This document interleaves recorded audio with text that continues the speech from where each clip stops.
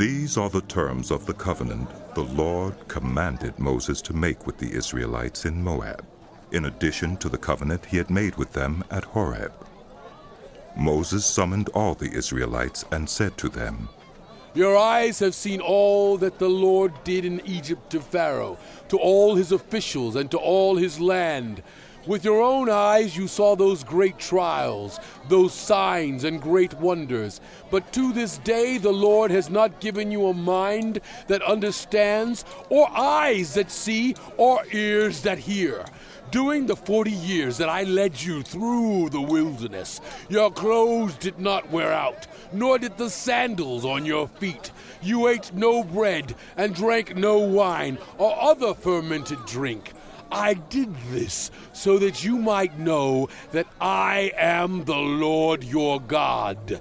When you reach this place, Sihon, king of Heshbon, and Og, king of Bashan, came out to fight against us, but we defeated them. We took their land and gave it as an inheritance to the Reubenites, the Gadites, and the half-tribe of Manasseh. Carefully follow the terms of this covenant so that you may prosper in everything you do. All of you are standing today in the presence of the Lord your God, your leaders and chief men, your elders and officials, and all the other men of Israel, together with your children and your wives, and the foreigners living in your camps who chop your wood and carry your water. You are standing here in order to enter into a covenant with the Lord your God, a covenant the Lord is making with you this day and sealing with an oath, to confirm you this day as his people, that he may be your God as he promised you and as he swore to your fathers, Abraham, Isaac, and Jacob. I am making this covenant with its oath, not only with you who are standing here with us today in the presence of the Lord our God, but also with those who are not here today. You yourselves know how we lived in Egypt, and how we passed through the countries on the way here. You saw among them their detestable images and idols of wood and stone, of silver and gold.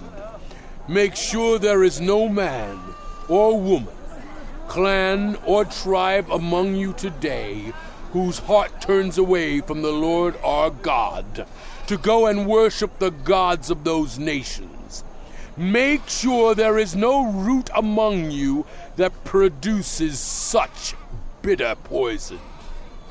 When such persons hear the words of this oath and invoke a blessing on themselves, thinking, I will be safe even though I persist in going my own way, they will bring disaster on the watered land as well as the dry. The Lord will never be willing to forgive them. His wrath and zeal will burn against them. All the curses written in this book will fall on them, and the Lord will blot out their names from under heaven. The Lord will single them out from all the tribes of Israel for disaster, according to all the curses of the covenant written in this book of the law. Your children who follow you in later generations, and foreigners who come from distant lands, will see the calamities that have fallen on the land and the diseases with which the Lord has afflicted it. The whole land will be a burning waste of salt and sulfur. Nothing planted, nothing sprouting, no vegetation growing on it.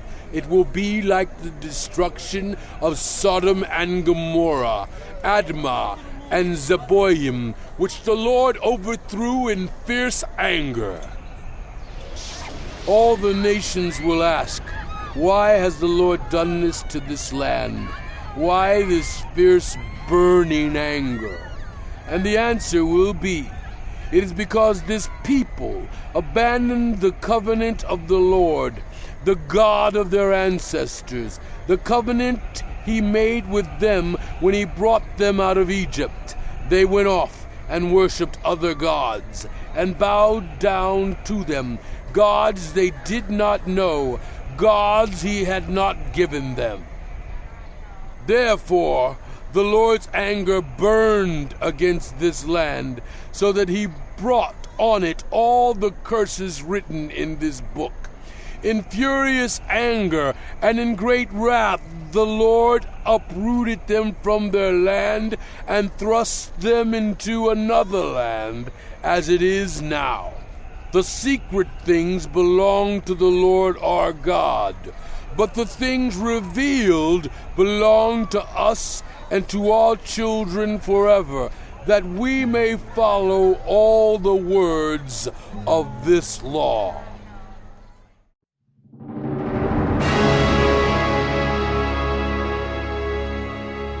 The book of Deuteronomy continued.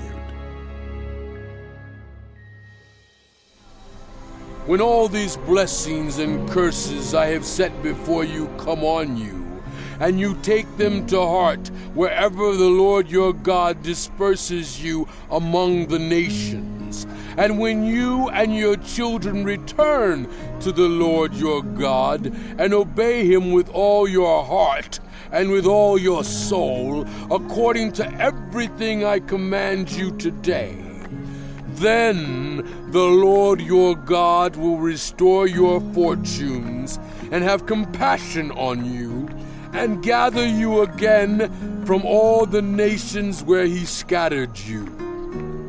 Even if you have been banished to the most distant land under the heavens, from there the Lord your God will gather you and bring you back.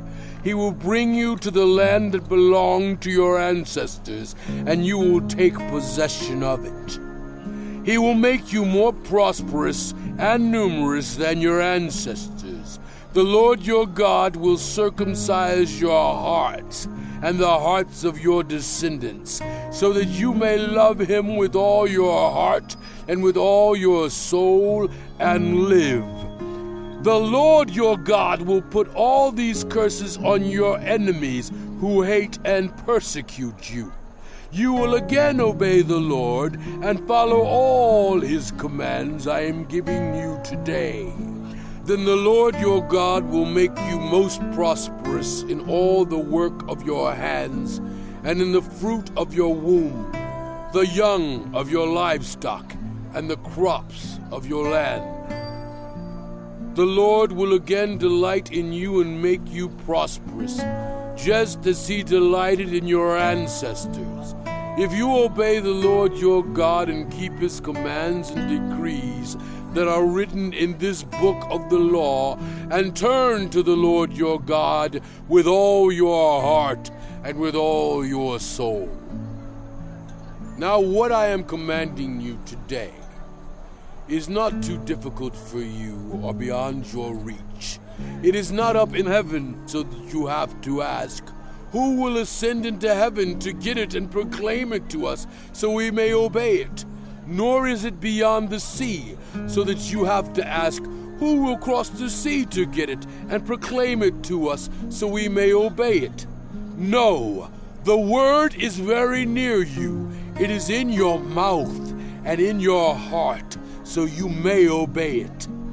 See, I set before you today life and prosperity, death and destruction. For I command you today to love the Lord your God, to walk in obedience to him, and to keep his commands, decrees, and laws. Then you will live and increase, and the Lord your God will bless you in the land you are entering to possess.